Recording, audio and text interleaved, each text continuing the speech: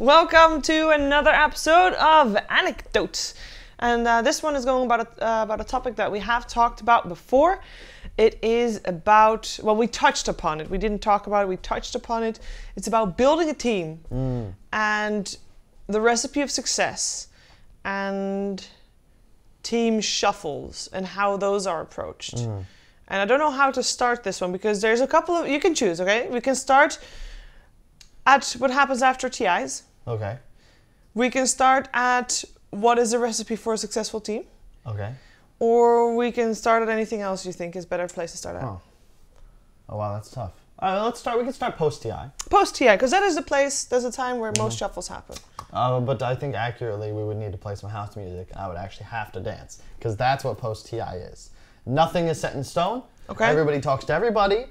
Little cliques develop. Yeah. Usually the players like most in demand. It's like one of the many shuffles I've lost. I've lost like all of the shuffles I took part in. It was like post TI 5, where No Tail wanted to play with this guy Miracle. Yes. I don't know. Some people know who he is. He wanted to play with Tal again. Tal wanted to play with No Tail. Yes. And that was like the formation of the team. So it was like a nucleus, and then they added on people. So it was like Tal was in, then it's like Moon's in too, and the fifth. Crit, yes. So that, boom. And I think Noto probably wanted to play with Crit too, because they're both Danish. Yes. He's Danish, right? He is. Yeah. So that was like an example. So what happens when you go to like previous TIs, like Arteezy's always been in demand. Probably like, back then it was kind of nuts though. It was all about, like there was a post Shanghai Major Shuffle, I think it was, but it like took place after Dota Buff, Dota Pit, where Misery and We got kicked. Yeah. For Universe and Arteezy. I don't know, what the hell am I talking about? Shuffles. The point is, okay, no one really has any idea what's going on. Usually big personalities, a la the captains, aka Puppy, Kuro, Fly, will have a team most of the time, and then maybe they're trying out one player for another player, whatever. Or you have like this talented guy that everyone wants to play with, so who he goes for, you're gonna go with him. If he doesn't go with you, then you have your second option. And like a lot of the times, like things are somewhat solidified, but then they aren't, and you never really know. This shuffle starts not after TI is over, but I would imagine during TI. Yeah, for sure. As soon as teams are eliminated, a lot of players are on to the next one. Like, okay, what's next? Yes. They'll have conversations with players they're interested in, maybe that night or the day after. There isn't really a break, and that's also going back to another topic about like what it takes to be a player. Like, you are never off the clock. You cannot take vacations. You're networking. Yes. A TI, networking opportunity. Definitely. And most of the time, you network just to kind of figure out what's available, what's possible. Is someone getting kicked? Maybe you want that player. Maybe you can take his spot. There's so much that could go down. This last one, a big focus point of the entire shuffle, and what made it kind of awkward, because there were a lot of plans that involved the same player. Yeah. DJ, specifically. Everyone and their mother wanted to play with DJ. Abed and DJ together, that's your number one option. If you're some Western player, you don't really have an idea what you want to do, that's where you would want to go. They ended up sort of combining what could have been two great teams into one super team, where you had a nucleus of DJ Abed, and then you had the Moon, like Moon, Ice Ice Ice, that also could have possibly built something. You had Ice go to Fnatic, Moon stayed in Mineski, and then they picked up Jabs. Oh, that's what it was, Jabs and Ice from Mineski into Fnatic, and then they got MP as like a filler. I believe they wanted, I can't say who they had wanted. I think they wanted someone else originally, but it doesn't really matter. The teams just form. Weeha was going to leave Brazil, but he wasn't going to leave Brazil. Now he hates Brazil, now he loves Brazil. I think he's best suited. Love you, Wee. And I think the Pain guys specifically just have like a great... Yeah, they fit together. Yeah, they do. Yeah. I hope that they find like the success that they want. Likewise. It's just so hard in Dota. There's so many great teams that it's kind of difficult to even discuss this. Because if you think about like me, right? Let's say I go back to playing. I get my boy BSJ. I get Bulldog. How hard is it to crack top 5? Top 10. But top 5, you got VP, OG, Liquid. That's difficult. EG, Secret. forward, like there's all these huge names. When you think about a player like Universe, like Resolution, and think this team isn't considered top 5 right now. I didn't even touch on TNC or China or SC, any of that. It's difficult to have a good team. Yeah. And that brings me actually to the next point, because as we touched upon in a different episode, it seems like top teams, there's a lot of shuffling about, and it's always a little bit of a different roster, but there are constant factors, which are the captains. Yes. Puppy is always in the top. Yep. Kuro's always in the top. PPD is always in the top. Yep. Well, was always in the top. I think that PPD is a product of the talent he plays with. I think in a similar way, almost all captains are. Like, I don't want to talk too much about my career, but like, I'll never really know how I would have fared were I given an opportunity to play with a Miracle.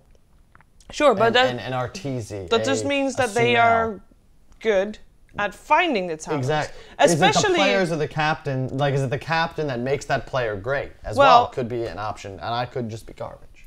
The thing is, when you're talking about PPD and Puppy and Fly, all the players that they have at some point gone for, they have gone for the players that nobody else was considering. Nisha, for example, for Team Secret, he's a gem. Puppy and that guy was playing in Poland on Let's Do It for like years. What makes Puppy great too is I'm sure he saw that gem like months before. Yeah. But the way it's got to work is, and this is what makes being a captain so hard, and why the top captains have now sort of solidified themselves in like positions of power, and that they're going to be top teams and nothing you can do will really stop them.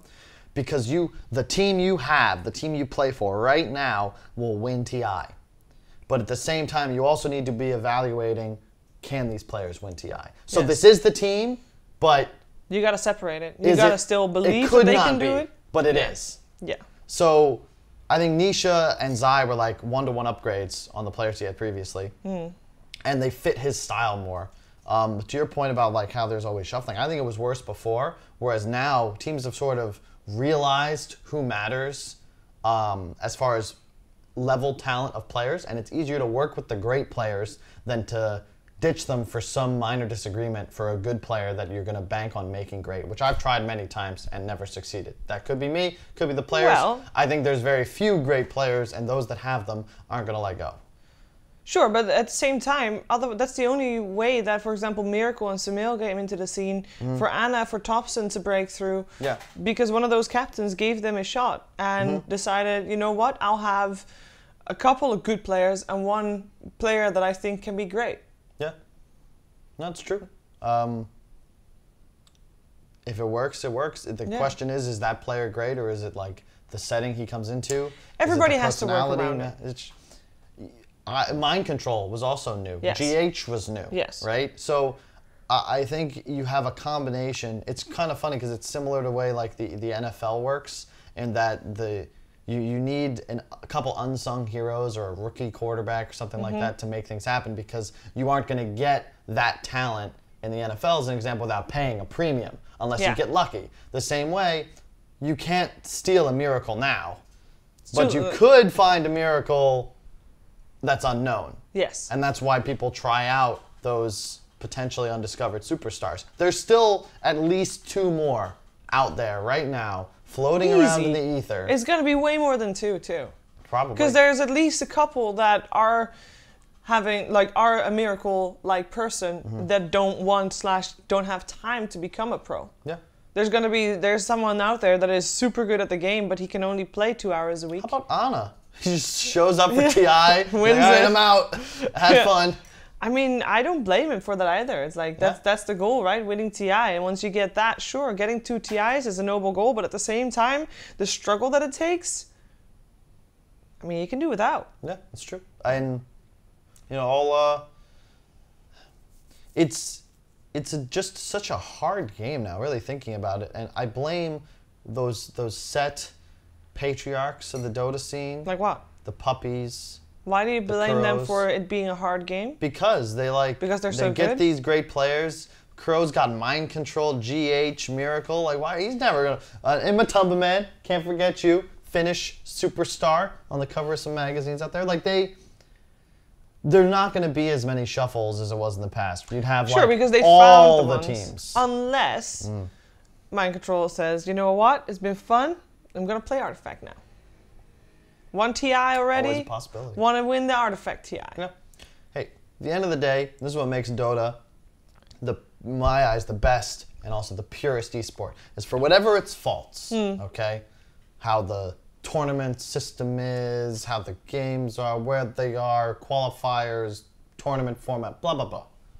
The goal of any Dota player is to win TI. Yes. The standard by which we judge our players is how many majors have you won, how many TIs have you won. Count the rings, right? Count the rings.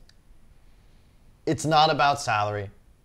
It's not about endorsements. Players don't give interviews because they don't give a shit, because what matters is winning. And whatever gets in the way of winning isn't really something you're interested in. And that means that our competition, no matter what, is always of the highest pedigree, especially when we get down to the World Championship. Yep.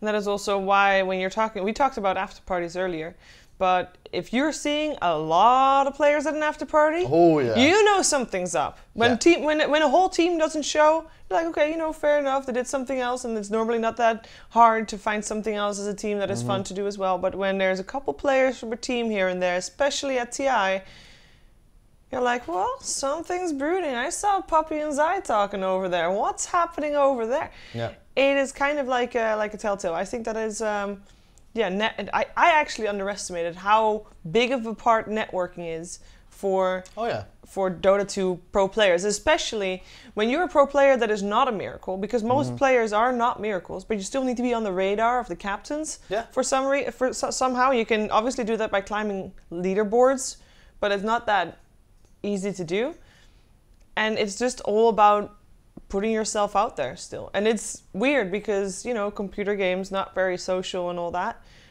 but you have to be super social to be a pro player. Or rather, social in the right way. You have to be... It depends, because the way people are usually, they play one of three roles in the formation of a team. Yeah. There's the builder, your Puppy, the guy that, the Jupiter that's going to attract people to him.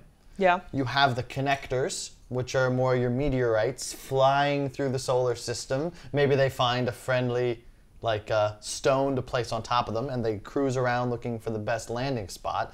And then you have the random, like the people that are floating out in the asteroid belt, praying that someone selects them. And it is difficult to break in, especially, let's take a guy, Afromoosh, who I've always thought was talented and had potential. I thought about playing with him back at like TI 6-7 era. He's from Jordan. Never met him. Don't know if I could get him a visa. To pick up this player and put him on my team requires like a month-and-a-half commitment where he's getting a visa and I can't play with him. Or I like fly him to Europe and I get someone to fly me and my whole team to Europe. Like, it's something that the fans don't really see as a consideration, but it really does matter. And that's partly why you have these incredible players from Lebanon and from Jordan that break into the scene. Like, think of that. Every pro player. You got GH, Miracle, Yapzor. Yep.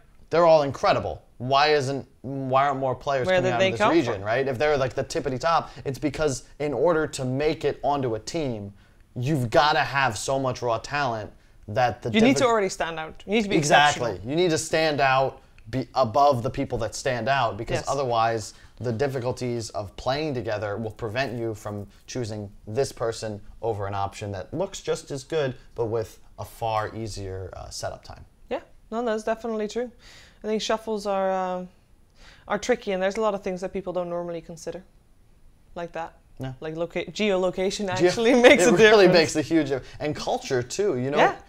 You don't know, like, part of the reason, like, I want to, actually, never mind. I was going to share, there are personal reasons players might choose a region other than their own, or a preference to stay in their own region. There's people that have, this is a family, people are growing up. There's people with wives and children, you know. This is not the same game it used to be. And that's partly why I think there's a little bit more stability at the higher rungs of the game, not just in the roster, but in geolocation, in practice schedules. You have teams taking breaks and not wanting to necessarily commit hard for the entire season, because Lord knows it's been years of this. You need a break. Yep, you do. Any final words on shuffles and what it takes to make a good team? I feel like I already said enough. Okay. You should. Well, my closing thoughts on this topic is that you have to be able to compartmentalize, if that's a word. That's a word. Ooh.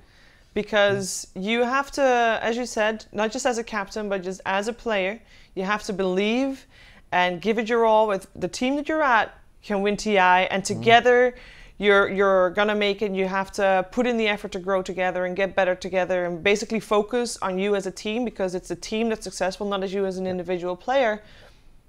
But at the same time, you can be competitors of each other in like a split second, and you need to be able to make that switch without mentally going under. Yeah.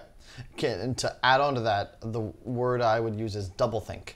Yeah. Which is stolen from the novel 1984, and it means the ability to hold two opposing ideas in your head at the same time and believe them. And I personally use it in my own life, and to extend upon what you're saying, as people, as a human, you need to, on one hand, believe that you are capable of achieving anything. You are amazing and special, and you're going to kick ass. You're going to do it. And on the other hand, you'll never be the best version of yourself. You can always do more with your time. You're always going to have flaws, and you're never going to be fully actualized. But right? you got to accept that part of yourself too. Exactly. You got to accept both. Yes. You can be better, but you're already the best. Be better, but be happy with where you are right now as well. All right, that is it for this episode. Yeah, but great word though. Compartmentalization is something we actually. Compartmentalization. We're going to go long. But yes, that's a great word and a great way to phrase. There's like books written on the topic and how to properly separate different aspects of your life. Anyway, thanks, Sheeves. Thank you. We'll see you in the next episode.